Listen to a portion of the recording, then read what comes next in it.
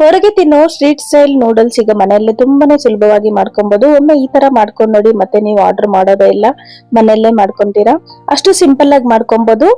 ನಮಸ್ಕಾರ ಎಲ್ರಿಗೂ, welcome back to my channel. ನಾನು ಇವತ್ತು ತುಂಬಾನೇ ಸಿಂಪಲ್ ಮತ್ತೆ ತುಂಬಾ ರುಚಿಯಾಗಿರುವಂತಹ ಸ್ಟ್ರೀಟ್ ಸ್ಟೈಲ್ ನೂಡಲ್ಸ್ ಮಾಡ್ತಾ ಇದ್ದೀನಿ. ಇದನ್ನ ಮಾಡೋದಕ್ಕೆ ನಾನು ಮೊದಲಿಗೆ ನೀರನ್ನ ಕಾಯಕ್ಕಿಟ್ಟಿದ್ದೀನಿ. ಅದಕ್ಕೆ ಸ್ವಲ್ಪ ಸಾಲ್ಟ್ ಹಾಕ್ಬಿಟ್ಟು ಒಂದು ಅರ್ಧ ಟೇಬಲ್ ಸ್ಪೂನ್ ಆಗುವಷ್ಟು ಎಣ್ಣೆನ ಹಾಕೊಂಡಿದ್ದೀನಿ. ಇಲ್ಲಿ ಅಕ್ಕ ನೂಡಲ್ಸ್ ತಗೊಂಡಿದ್ದೀನಿ, ವೆಜ್ ಅಕ್ಕ ನೂಡಲ್ಸ್. ಇದು ನಮ್ಗೆ ಗ್ರಾಸರಿ ಶಾಪ್ ಅಲ್ಲಿ ಸಿಗುತ್ತೆ.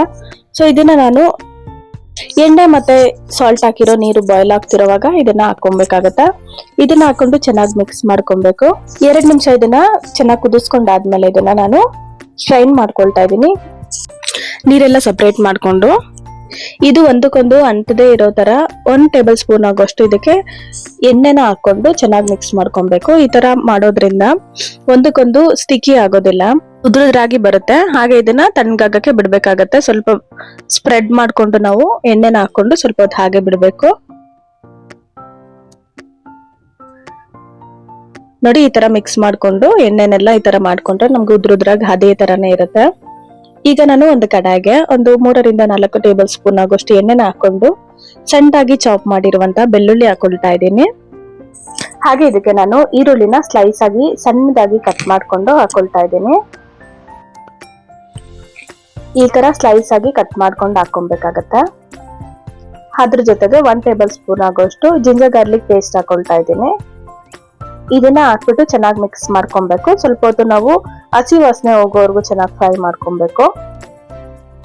ಅದಾದ್ಮೇಲೆ ನಾನು ತರಕಾರಿಗಳನ್ನ ಆಡ್ ಮಾಡ್ತಾ ಇದ್ದೀನಿ. ನಿಮ್ಮ ಹತ್ರ ಯಾವ ತರಕಾರಿ ಇದ್ರೆ ಅದನ್ನ ಹಾಕೊಬಹುದು. ಈ ತರ ಸ್ಲೈಸ್ ಆಗಿ ಕಟ್ ಮಾಡ್ಕೊಂಡು ಹಾಕೊಬೇಕಾಗತ್ತೆ. ನಾನಿಲ್ಲಿ ಕ್ಯಾಪ್ಸಿಕಮ್ ಮತ್ತೆ ಕ್ಯಾರೆಟ್, ಕ್ಯಾಬೇಜು ಹಾಗೆ ಬೀನ್ಸ್ ಈ ತರ ಕಟ್ ಮಾಡ್ಕೊಂಡು ಹಾಕೊಳ್ತಾ ಇದ್ದೀನಿ.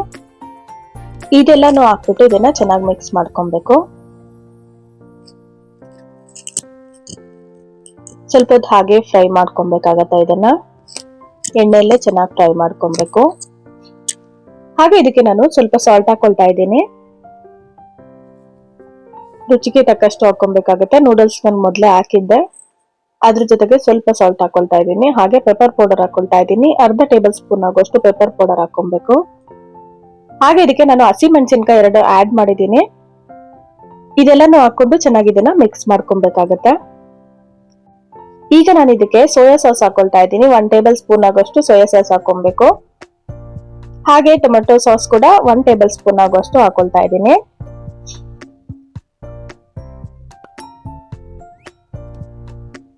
ಇವೆರಡು ಹಾಕೊಂಡು ಇದನ್ನು ಚೆನ್ನಾಗಿ ಮಿಕ್ಸ್ ಮಾಡ್ಕೊಬೇಕು.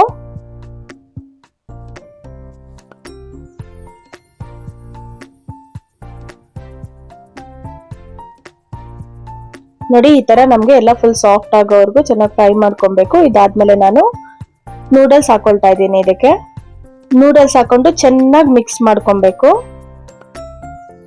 ಒಂದ್ ಸೌಟಲ್ಲಿ ಮಿಕ್ಸ್ ಮಾಡಕ್ ಕಷ್ಟ ಆಗುತ್ತೆ. ಅದಕ್ಕೆ ಒಂದು ಸ್ಪೂನ್ ತಗೊಂಡು ಈ ತರ ಅದರ ಹೆಲ್ಪ್ ತಗೊಂಡು 2 ಕೈಯಲ್ಲಿ ನಾವು ಈ ತರ ಮಾಡ್ಕೊಂಡ್ರೆ ಚೆನ್ನಾಗಿ ಮಿಕ್ಸ್ ಆಗುತ್ತೆ.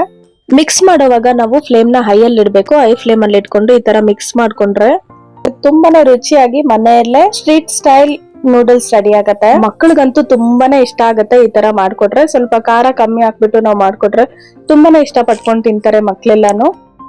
ಈ ರೆಸಿಪಿನ ತಪ್ಪದೆ ಟ್ರೈ ಮಾಡಿ ನೋಡಿ. ನಿಮ್ಮ ಅಭಿಪ್ರಾಯನ ಕಮೆಂಟ್ ನಲ್ಲಿ ತಿಳಿಸಿ. ಹಾಗೆ ಇನ್ನಷ್ಟು ರೆಸಿಪಿಗಳಿಗಾಗಿ ನಮ್ಮ ಚಾನೆಲ್ ನ ಸಬ್ಸ್ಕ್ರೈಬ್ ಮಾಡೋದನ್ನ ಮರಿಬೇಡಿ. ಹಾಗೆ ಈ ರೆಸಿಪಿ ಇಷ್ಟ ಆಗಿದ್ರೆ ಒಂದು ಲೈಕ್ ಮಾಡೋದನ್ನ ಮರಿಬೇಡಿ. ಹಾಗೆ ಸೇವ್ ಮಾಡ್ಕೊಂಡು ಟ್ರೈ ಮಾಡಿ. ಆದಷ್ಟು ಈ ವಿಡಿಯೋನ ಶೇರ್ ಮಾಡಿ. Thanks for watching. Happy cooking.